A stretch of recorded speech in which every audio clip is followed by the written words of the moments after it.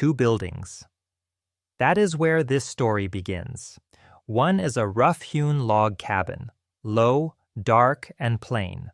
The kind of structure a man builds with his own hands when he has very little money and a great deal of stubborn pride.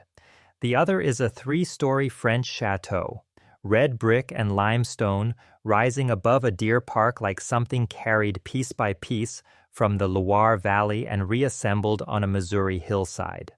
The distance between them is not far. But the distance between what they represent is nearly impossible to measure. This is where the story of the Budweiser mansion begins. Not with beer, not with August Bush or Clydesdales or baseball. It begins with this land, with what this land was, what it cost, and who paid that cost before a single brick of the big house was ever laid.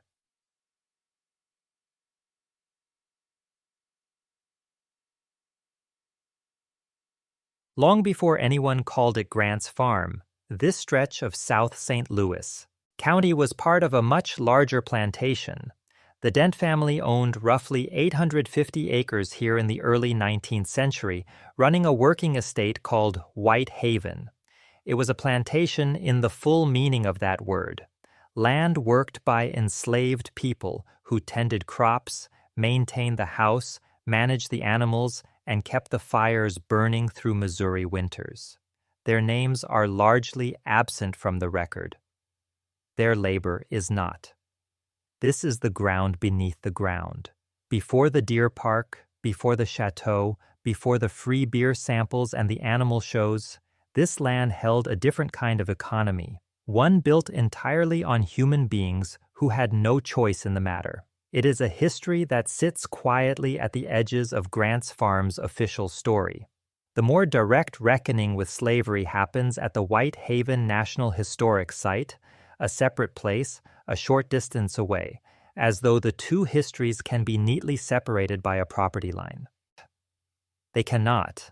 The log cabin you can see today on the grounds was built in the 1850s by a man who would go on to become one of the most consequential figures in American history. Ulysses S. Grant arrived at White Haven after marrying Julia Dent, the daughter of the plantation's owner. He was a young man then, not yet the general, not yet the president, just a former soldier trying to make a life in agriculture on his father-in-law's land. Grant built the cabin himself, largely with his own hands. He called it hardscrabble.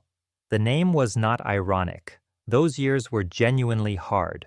But here is what history does not allow us to forget, even when the telling sometimes softens it. Grant managed the plantation's enslaved workers during this period. He was present. He participated in the operation of a system whose full moral weight would only become clear to him and to the country much later. Hardscrabble still stands. You can walk past it today on the same grounds where Budweiser Clydesdales are stabled and children feed goats. It is one of the quieter objects at Grant's Farm, and perhaps the most loaded one. Ulysses Grant eventually left this land. His presidency came and went. The Dent family's hold on White Haven weakened. By the end of the 19th century, the plantation era was over. Then, in 1903, a man named August Anheuser Busch Sr. wrote a check and bought it. August Sr. was the eldest son of Adolphus Busch, the German immigrant who had built Anheuser-Busch into the largest brewery in America. By 1903, Budweiser was already something remarkable. The country's first truly national beer, shipped in refrigerated railcars to every corner of the United States, its name printed on enough bottles and glasses to feel like a permanent fixture of American life. What August Sr. bought in 1903 was not just land. He bought a story, a presidential connection. The same ground where Grant had worked with his own hands, now purchased by a family whose hands were stained not with soil but with hops and malt and industrial ambition. He called it Grant's Farm. The name was deliberate. You do not name your private estate after a former president by accident. You do it because a German-American brewing family in the early 20th century, operating in a country that periodically turned suspicious eyes toward both immigrants and alcohol, needed every layer of American legitimacy it could find. Grant's name gave the land a different kind of weight. It said, "This place matters. This place has history. The people who own it now belong here." For several years after the purchase, the property served as a private retreat, a deer park, a place where the Bush family could hunt, ride, and exist at a comfortable distance from the city. The land breathed quietly. The deer grazed where crops had once grown. The log cabin stood where it had always stood, weathered and plain, while plans for something far grander were slowly taking shape. By 1910, those plans had a name.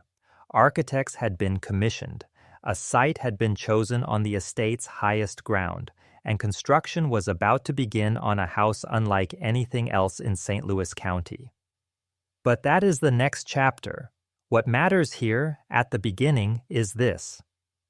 When August Sr. stood on that hillside and looked out over 281 acres of Missouri countryside, he was standing on ground that had held at least 3 different Americas before him. The America of a plantation built on enslaved labor, the America of a president who struggled quietly with a hand axe and a patch of difficult soil, and the America of industrial capital rising fast and building faster. All 3 were still there, layered into the earth, when the first stone of the big house was set into the ground. There is a particular kind of ambition that is not satisfied by success alone. It needs to be seen. It needs to be made permanent, pressed into stone, lifted above a hillside, given windows that catch the light at a certain angle and hold it there so that anyone passing below understands, without being told, that something significant lives here. August Anheuser. Bush Sr. understood this completely. By 1910, he was president of the largest brewery in America. Anheuser-Busch had survived the rough decades of the late 19th century, outpaced its competitors through refrigerated rail shipping and aggressive national marketing, and placed the Budweiser name on tables from Boston to San Francisco. The money was real. The power was real. What was still, in certain rooms and certain social circles, slightly uncertain, was the family's standing.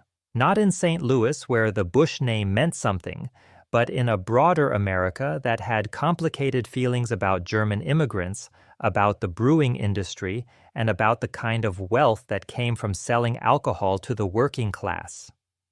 The answer, August Sr. decided, was architecture. The commission went to 2 German-American architects, Frederick Widmann and Thomas Walsh, who worked in the tradition of Edmund Jungenfeld, the prominent St. Louis brewery architect who had already shaped much of the visual language of the Anheuser-Busch empire. The style they settled on was French Renaissance revival, the vocabulary of Loire Valley Chateau, steep rooflines, dormers, arched entrances, limestone trim set against red brick, a sense of mass and permanence that said old money, even when the money was in fact very new. The choice of French over German was not accidental. In 1910, a German-American brewing family in the American Midwest had reasons to reach for something that felt cosmopolitan rather than ethnic. French Renaissance spoke the language of universal European refinement, a language that American high society from Newport to Chicago had been borrowing for decades. The Vanderbilts did it. The Astors did it. Now the Bushes were doing it, on a Missouri hillside above a deer park that happened to sit on former presidential farmland. Construction began in 1910. The firm of Fruin and Cullinan handled the building work, serious contractors for a serious project. The site chosen was the highest point of the 281-acre estate, a rise that gave the finished house a commanding view over the deer park below and placed it just far enough from the public entrance to remain tantalizing rather than accessible. Visitors, if there were ever to be any, would see the chateau through trees, a glimpse, a silhouette, enough to understand what it meant, not enough to ever feel entirely comfortable near it. That distance was part of the design.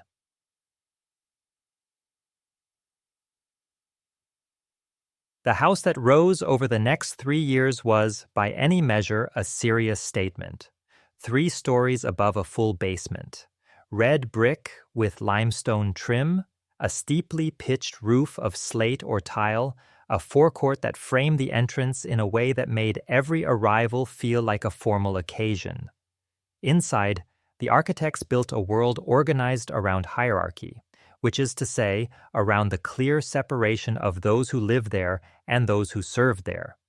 The main floor held the formal rooms, grand entrance halls, reception salons with ornamental plasterwork, a dedicated gun room hung with hunting trophies that presented the owner as a man of sport and dominance.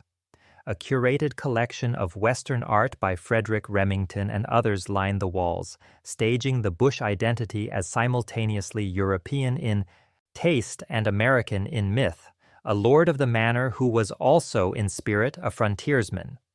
One of the most quietly extraordinary features was a set of Tiffany stained glass windows depicting a stag in a forest. 6 windows, custom made, placed so that the image of the deer park outside was echoed and elevated inside, turned from mere livestock management into something approaching symbolism. The stag in stained glass and the deer on the hillside below became mirrors of each other. The estate folding its own landscape back into its interior decoration. The upper floors held at least 12 bedrooms and 14 bathrooms. Accounts vary. Room counts range from 26 to 34, depending on how spaces were categorized and what renovations had changed over the years. What is consistent across all descriptions is scale. This was a house built for a family that expected to fill it, entertain in it, and staff it heavily. Time equals, quote, 0.8 seconds, quote / greater than. And then there was the 3rd floor.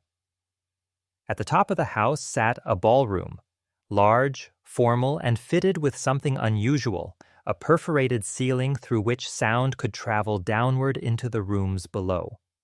Music played at the top of the house would filter through that ceiling, descending through the floors so that the whole building could feel the party, even if not everyone was invited to it. It is an architectural detail that rewards thinking about. Sound as a form of social control, or social seduction. The house listening to itself. Beneath all of this grandeur ran the infrastructure that made it possible, and almost none of it was visible to a guest. The Bauernhof, a Bavarian-style carriage house and courtyard completed in 1911, just before the main house, served as the operational heart of the estate. Half-timbered, stuccoed, Bavarian in its references, it housed stables, carriage storage, and the working spaces of the staff who kept everything running. From the Bauernhof, deliveries arrived. Animals were managed, vehicles were prepared, and the invisible logistics of a large household were organized before any of it reached the polished spaces of the big house. Inside the mansion itself, the design followed the standard logic of Gilded Age domestic architecture. Back staircases, service corridors, basement kitchens and laundries, a parallel circulation system through which workers moved without intersecting the family's and guests' experience of the house. You could live in the big house as a guest and never once be reminded that the fires lit themselves, that the meals arrived fully prepared, that the floors were clean each morning because someone had cleaned them. That invisibility was not an oversight. It was the point. The building was completed in 1913. The same year, August Sr. formally became president and CEO of Anheuser-Busch, consolidating his leadership at both the company and the estate. The reported construction cost was approximately $300,000. In the currency of 1913, that placed the big house firmly in the company of America's most ambitious private residences. In today's terms, accounting for construction costs, imported materials, custom art, and the extensive landscape work by noted designers Julius Pitzman and George Kessler, the total investment would reach well into the tens of millions. What August Sr. got for that money was not simply a house. He got a position, a place in the landscape of American power, a building that, every time it was glimpsed through trees by someone approaching the estate, said exactly what he needed it to say: "We are not going anywhere." The brewery money had been turned into limestone and stained glass and a third-floor ballroom where sound moved downward through a perforated ceiling into rooms that were already waiting to receive it. The kingdom had been built. Now it needed to be inhabited. There is a particular kind of man who is most himself when he has an audience, not because he is shallow or dishonest or performing something he does not feel, but because his inner life and his public life have become so thoroughly fused that the two can no longer be separated. The crowd is not a mask he puts on. The crowd is where he actually lives. August Anheuser-Busch Sr. was not quite that man. He was something more complicated. A builder, a strategist, a leader who carried his company through storms that would have broken lesser institutions. But the man who would truly make Grant's Farm into a stage, who would turn a private deer park and a French chateau into something the whole city of St. Louis felt it had a stake in, that man was his son. But first, the Haus father had to survive. August Sr. took the presidency of Anheuser-Busch in 1913, the same year the big house was completed. The timing was not coincidental. The mansion and the corporate title arrived together, two pieces of the same statement. He was in every visible sense at the summit of what his family had built over 2 generations.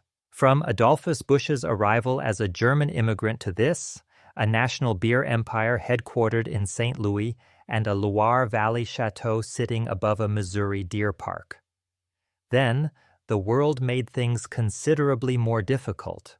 World War I arrived and brought with it a surge of anti-German sentiment across America that targeted precisely the kind of family the Bushes represented: German-American, prominent, wealthy, and in an industry that temperance activists had been attacking for decades. The pressure was cultural and political simultaneously. Brewers were painted not just as merchants of vice but, in the heated language of the era, as potential enemies. The Bush name, German in every syllable, was not an asset in those years. August Sr. navigated it. He diversified. He pushed Anheuser-Busch into non-alcoholic products, repositioned the company's image, and held the business together through a period when simply being who he was invited suspicion. The big house on the hill continued to stand, a statement of permanence even when permanence felt fragile. And then Prohibition arrived. In January 1920, the 18th Amendment came into force and the legal manufacture of beer in America stopped. For a brewery, this was not a setback. It was an existential threat. What August Sr. did next revealed the depth of the family's industrial intelligence. Anheuser-Busch did not collapse. It transformed. The company pivoted to Bevo, a near beer, a malt beverage that kept the production lines running and the distribution networks intact while technically complying with the law. It produced malt syrup, which found its way into home brewing operations across the country in quantities that were, to put it delicately, not entirely unrelated to the demand for alcohol that Prohibition had failed to eliminate. It manufactured refrigerated cabinets, baker's yeast, and a range of other products that had nothing to do with beer but everything to do with keeping a large industrial operation alive. The big house during Prohibition was a study in a particular kind of elite insulation. Outside, the law had reshaped daily life for millions of Americans. Saloons had closed, working-class drinkers had lost their gathering places, the social world of the urban poor had been reorganized, not always gently, by policy decisions made in Washington. Inside the chateau at Grant's Farm, the family's lifestyle continued. With the cushioning that serious capital provides, the deer park was maintained. the staff kept working. The estate did not shrink. That gap between the disruption experienced by ordinary Americans and the continuity enjoyed at the top of the economic ladder, is one of the quieter stories the Big House tells, if you know to listen for it. Prohibition ended in 1933. Beer was legal again. Anheuser-Busch roared back into production with a speed that suggested it had never really stopped thinking about beer, even when it was making yeast and refrigerators. August Sr. did not live long to enjoy the return. In 1934, he died at Grant's farm. He had led the company through a world war, a national prohibition, and the early tremors of the Great Depression. He had built the Big House, maintained it, and planted the family's identity so deeply in that Missouri hillside that the estate felt less like a property and more like a fact of nature. The manner of his passing, a private end on the grounds he had built, became part of the darker undercurrent that runs beneath the polished surface of the family's story. Behind the image of the sober civic leader who had defended beer's legitimate place in American life was a man carrying decades of pressure, public battle, and private weight. He left behind a brewery, an estate, and a son who was about to do something with all of it that his father had never quite imagined. August Anheuser-Busch Jr., Gussy, as everyone called him, was a different kind of man entirely. Where his father had been a strategist, Gussy was a showman. Where August Sr. had managed by discipline and careful navigation, Gussy managed by force of personality, by spectacle, by an almost theatrical insistence on being the largest presence in any room he entered. He was generous and tyrannical in roughly equal measure, depending on the day and the audience. People who worked for him described a man who could make you feel, in one moment, that you were the most important person in his world, and in the next, that you were entirely dispensable. He acquired the St. Louis Cardinals baseball franchise in 1953, which gave him a second stage alongside the brewery. Now he was not just the beer man, he was the baseball man. Mr. Beer and Baseball, the papers called him, and Gussy did not discourage it. He understood instinctively that identity at that scale is a kind of architecture, something you build deliberately, piece by piece, until it stands on its own. Grant's farm was his most personal construction. In 1954, Gussy opened the estate to the public. This decision is usually presented as an act of generosity, the Bush family sharing their beloved home with the people of St. Louis, and there was genuine warmth in it. Gussy loved the estate. He loved animals, spectacle, and the particular pleasure of watching people enjoy themselves on his land. Free admission was a real gift, especially for working families who could bring their children to see exotic animals, ride the tram through a deer park, and experience something that would otherwise be entirely out of reach. But it was also something else. Opening Grant's farm to the public transformed a private tax burden into a marketing instrument of extraordinary reach. Every family that walked through the Bauernhof, watched the Clydesdales, and accepted a complimentary cup of beer was receiving a message, not in any cynical or coercive way, but in the deep, ambient way that good branding always works. The Bush family were not distant industrialists, they were neighbors. They were the people who kept the deer park open and the beer cold and the gates unlocked on summer weekends. The chateau on the hill presided over all of it, visible from the grounds, glimpsed through trees, never quite reachable. The family home, the papers said, the private heart of a public empire. Gussy would ride through the grounds in an ornate carriage pulled by Clydesdales, waving to the visitors below him like a man who had made peace with being both a person and a symbol at the same time. The crowd waved back. The deer grazed, the beer flowed, and somewhere above it all, behind the limestone and the Tiffany glass, the big house watched everything, as it always had, from a careful and deliberate distance. The kingdom was no longer just a family's private world. It had become a performance. And Gussy was its star. There is a particular cruelty that wealth can practice without ever meaning to. It is not the cruelty of poverty, which announces itself loudly and leaves marks. It is quieter than that. It is the cruelty of abundance without attention, of a house so large that the people inside it can go days without truly encountering one another, of parents so consumed by the business of being powerful, so thoroughly absorbed in the theater of their own public lives, that the children who share their address grow up feeling less like family members and more like residents of a very grand, very empty building. The big house at Grant's Farm was, by any external measure, a paradise for a child. 281 acres, deer in the park, exotic animals on the grounds, a Bavarian carriage court, a private chapel, a children's playhouse built to scale, tennis courts, a heated pool. The world outside its gates was ordinary. Inside it was something closer to a fairy tale.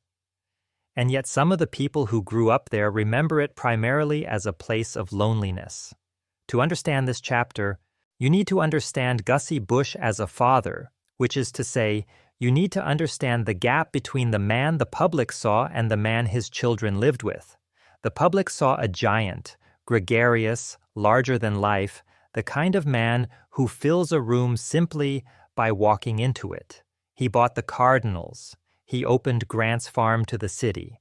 He rode through his estate in a Clydesdale-drawn carriage and waved to the crowds below with the easy confidence of someone who had decided, at some fundamental level, that the world was his to enjoy and his to share on his own terms. People loved him for it. St. Louis loved him for it. His children experienced something more complicated. Gussy married multiple times across his life. His personal world was turbulent in the way that powerful, restless men's worlds often are, full of movement, full of arrivals and departures, full of the particular instability that comes when someone treats their private life with the same appetite they bring to their professional one. The children of these marriages grew up in the big house, or came and went from it, and found themselves in the strange position of being the heirs to something magnificent that did not always feel like home. Billy Bush, one of Gussy's sons, has spoken and written about this directly. In his memoir and in interviews, he describes a childhood at Grant's Farm that was, in its emotional texture, something very different from the wholesome family tableau presented to visitors outside the gates. He remembers being closer to the farm workers, the stable hands, the groundskeepers, the people who were paid to be present, than to his own parents who were frequently away, frequently occupied, frequently more available to the public than to their own children. There is something worth sitting with in that image. A child on 281 acres surrounded by deer and Clydesdales and exotic animals and a French chateau and a Bavarian carriage court, finding his truest sense of companionship among the people whose names would never appear in the newspaper. The workers were there, the parents were performing.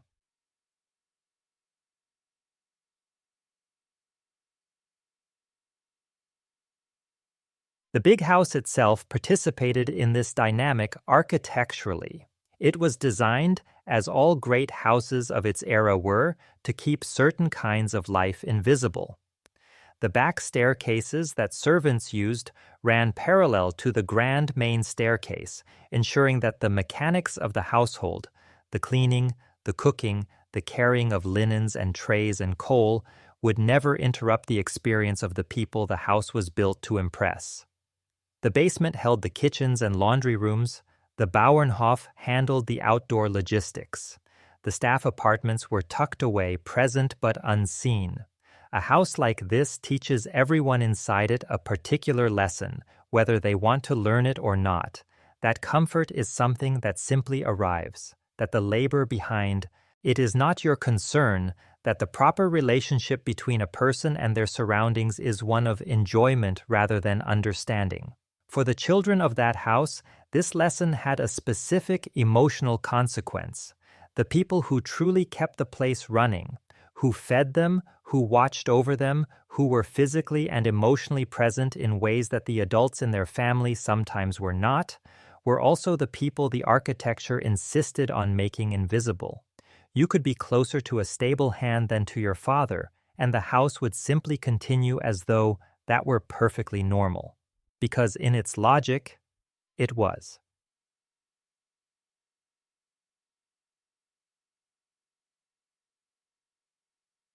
Then 1974 arrived and the fairy tale broke open.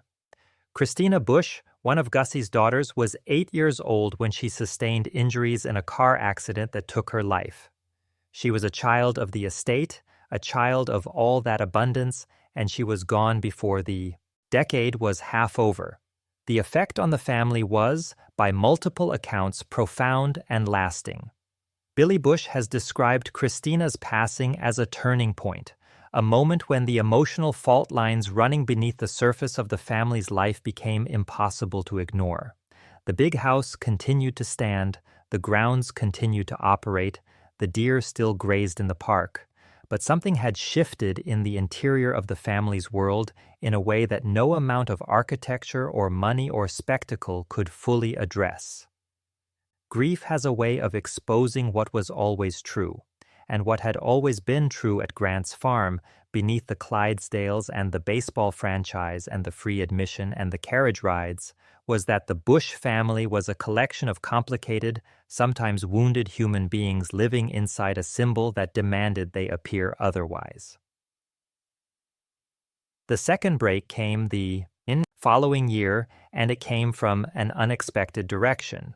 In 1975, Gussy Bush was effectively removed from day-to-day control of Anheuser-Busch in a boardroom reorganization led substantially by his son, August Bush III, known within the family and the company as Three Sticks, a nickname that carried a certain precision to it.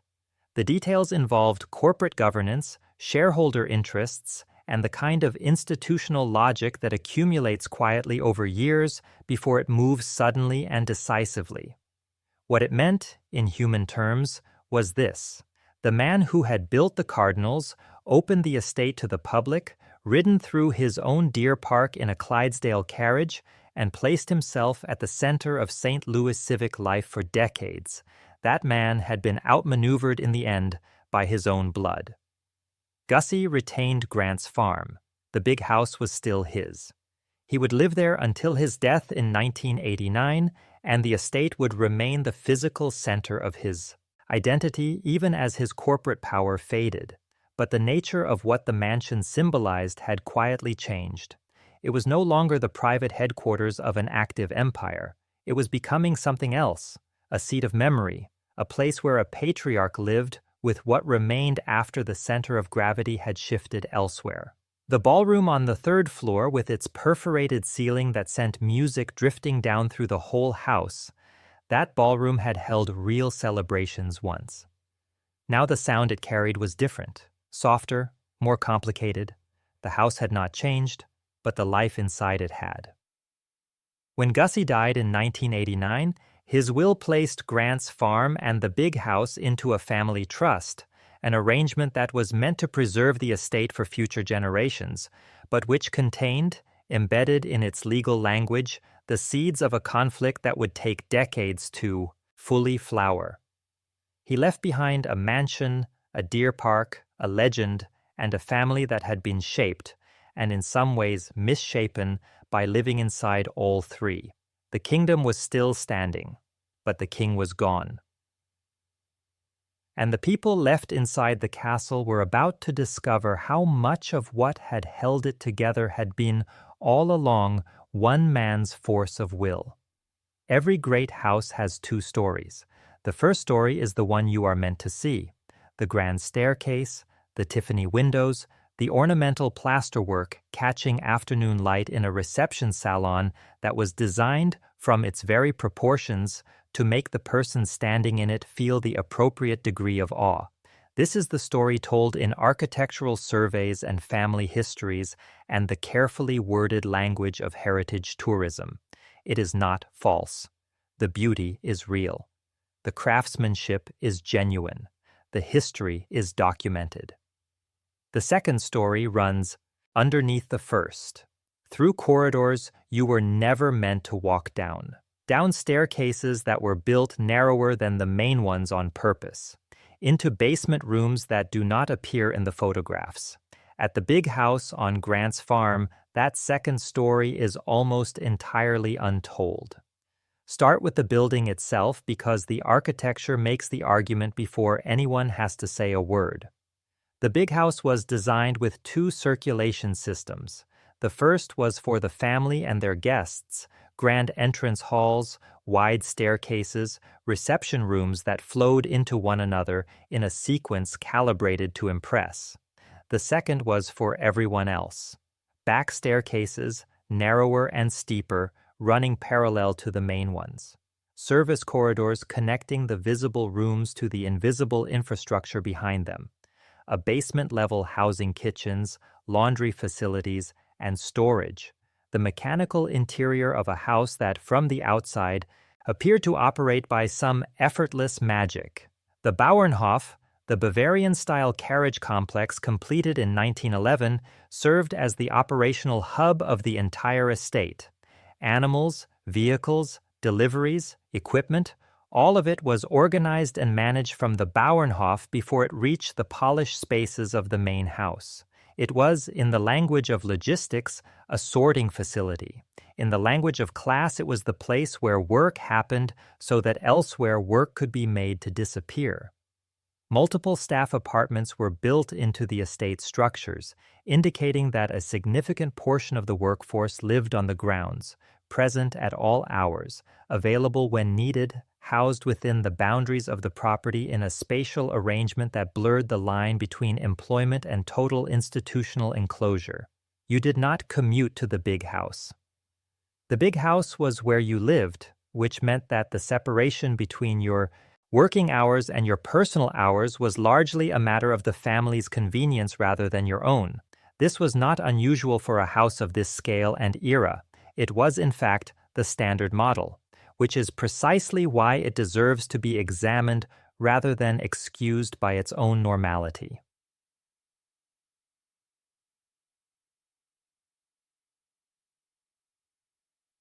The honest answer to the question of how many people worked in the big house, their names, their wages, their daily schedules, the specific hierarchies of their labor, is that the public record is largely silent on these details. No staff lists have surfaced in accessible archives, no wage records, no first-person testimonies from the domestic workers who cooked in the basement kitchens, cleaned the reception salons, maintained the Tiffany windows, laundered the linens, tended the fires, and kept the whole intricate machine of the household running day after day across the decades.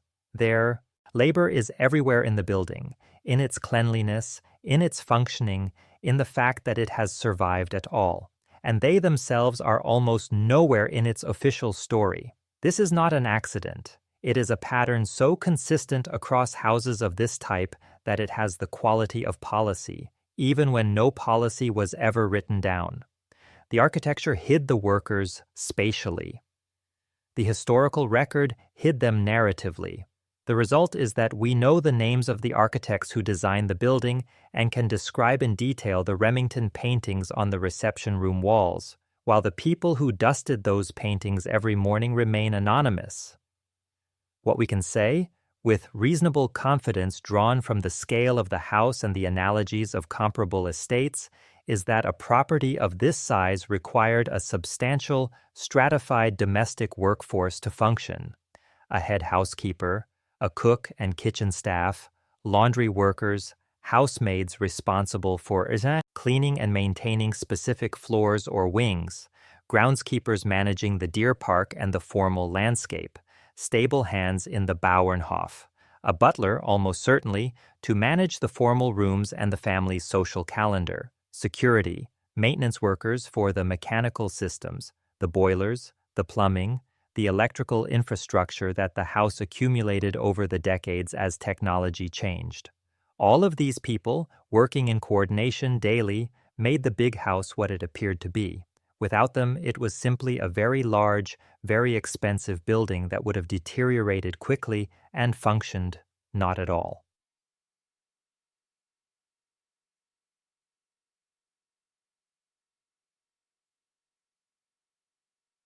Billy Bush's memoir and interviews offer a child's eye view of this labor world that is more honest than most official accounts.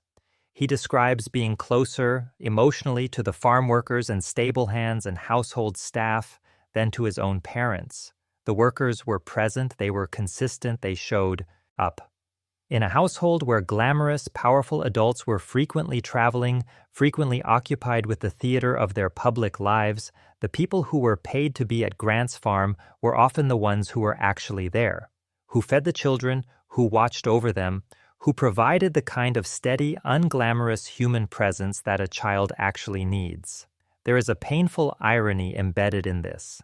The architecture of the big house was designed precisely to make these workers invisible, to ensure that their labor would not intrude on the experience of the family and guests. And yet, for at least some of the children who grew up there, those invisible workers were the most real human beings in the building. The people the house tried hardest to hide were the ones who mattered most. One small detail survives from a more recent account of the property.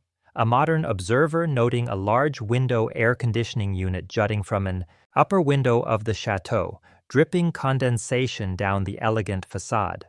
The central systems, it seems, were struggling with the demands of climate controlling a building of that scale, and someone had made the practical decision to supplement them with whatever worked, aesthetic consequences aside. It is a minor thing.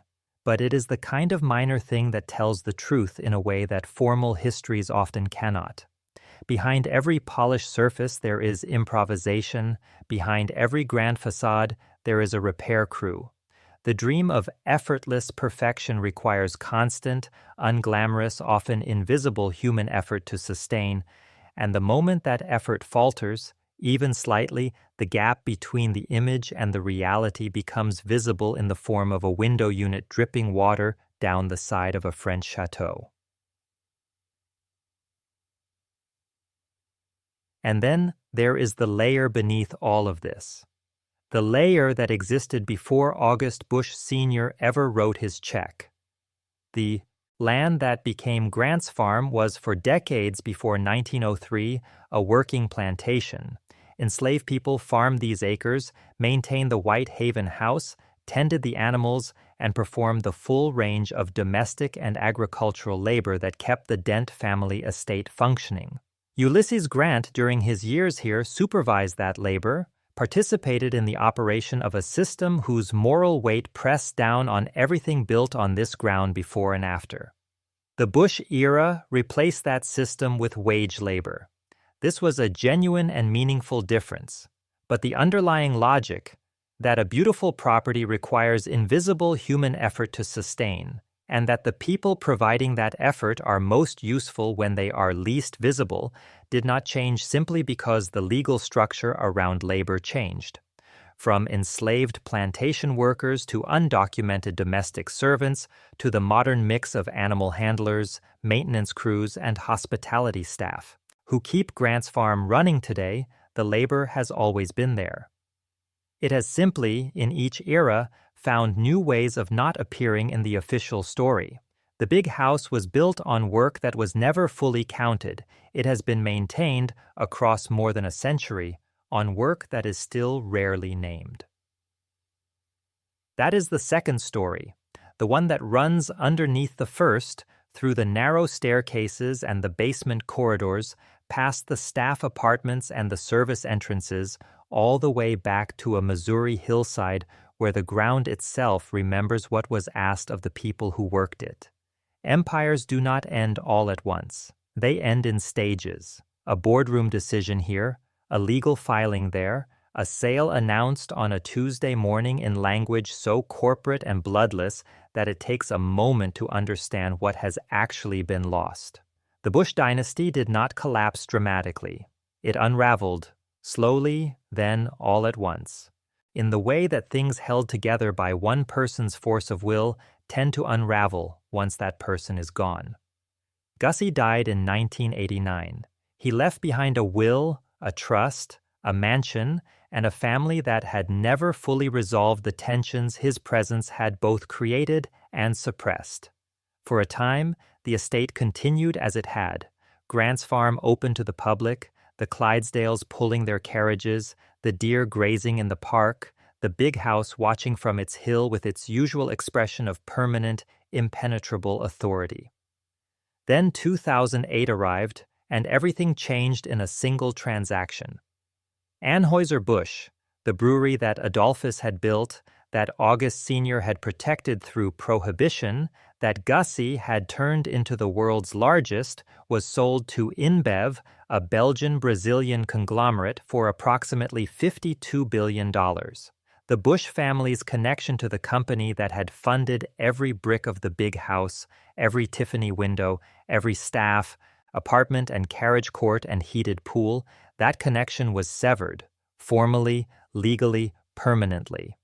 Grant's Farm was no longer the private retreat of an active beer empire. It was the former retreat of a former empire.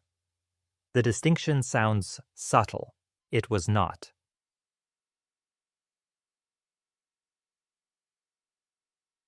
What followed was a legal and familial reckoning that made public, in court documents and newspaper coverage, exactly how complicated the inheritance of a legend can become. In the mid-2000s, a dispute broke out among Gussy's children over the future of Grant's Farm. Billy Bush wanted to purchase the property. Other siblings disagreed, some favoring a sale to the St. Louis Zoo, which had proposed converting parts of the estate into facilities for endangered species breeding and conservation research. The arguments that emerged were simultaneously about money, about memory, and about the meaning of their father's wishes. The legal filings reduced a beloved childhood home to the language of balance sheets, fair market value, lease termination costs, potential gift tax liabilities. The place where Billy had befriended stable hands and felt closer to animals than to his parents, where Christina had grown up, where Gussy had ridden his Clydesdales like a man who believed he owned not just the land but the horizon. That place was now a line item in a dispute about charitable deductions. The St. Louis Zoo ultimately withdrew its bid. A group of 5 Bush descendants stepped forward as an ownership and operating group committed to keeping the property open as a family-run heritage attraction. The mansion was preserved. The deer park survived. The gates stayed open. But something had been made visible that could not easily be made invisible again. The estate that marketed itself as the Bush family home since 1903, a single unbroken line of tradition and belonging, was, in reality, a contested asset whose meaning different members of the same family understood in entirely different ways. The tagline remained. The unity it implied did not. Some places refuse to disappear, not because they are protected by law or maintained by money or preserved by institutional will, though all of those things may be true, but because they have accumulated enough human weight over enough decades that the landscape itself seems to hold them in place, as though the ground has decided that this particular arrangement of brick and limestone and stained glass and deer park deserves to continue existing, at least a little longer, before the world finally moves on. Grant's Farm is one of those places.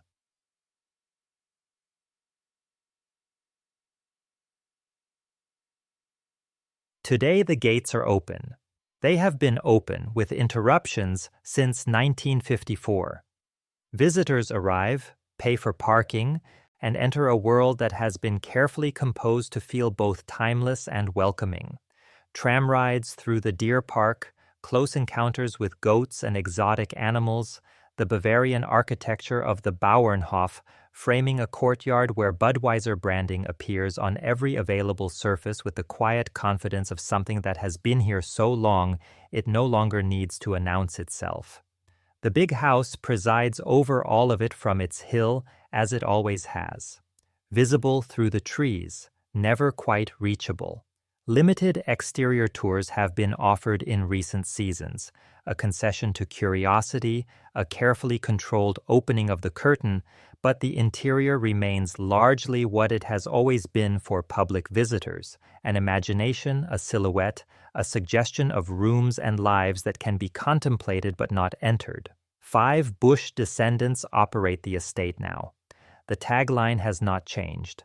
The Bush family home since 1903. It is repeated in marketing materials and on the website and in the casual shorthand of St. Louis residents who have been bringing their children here for generations and intend to keep doing so. But the full story of this place does not fit inside that tagline. It begins with enslaved people working the land before any Bush ever stood on it. It runs through a German immigrant family's anxious, ambitious climb toward American legitimacy, through Prohibition survived and a World War navigated and a chateau built to say, in limestone and Tiffany glass, that this family belonged here and intended to stay. It passes through a patriarch's boardroom removal at the hands of his own son, through a child lost too soon, through a corporate sale that severed the estate from the empire that built it, through siblings arguing in court over what their father's legacy was actually worth in dollars. None of that is in the official tour. Most of it lives in books, in court. Records, in a memoir written by a man who grew up on these grounds and found that the workers and the animals understood him better than his own family did.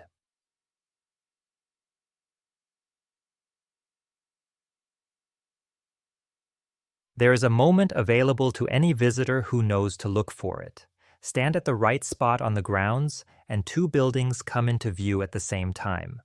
Hardscrabble, Grant's rough-hewn log cabin, low and plain, built by a man with very little money and a great deal of stubbornness. And the Big House, 3 stories of French Renaissance revival, rising above the deer park, its Tiffany windows catching the light. The distance between them is not far, but the distance between what they represent, between the America of hand-built cabins and difficult soil and the America of industrial fortunes pressed into limestone and stained glass, is the distance this entire story has been crossing, chapter by chapter, from the beginning. The chateau is still standing. The log cabin is still standing. The deer still graze on land that has held more history than most places ever accumulate. Plantation labor, presidential struggle, brewing empire, family grief, corporate loss, legal war, and the quiet, persistent effort of people whose names the record never bothered to keep. The castle at the edge of memory has not disappeared, but it remembers everything.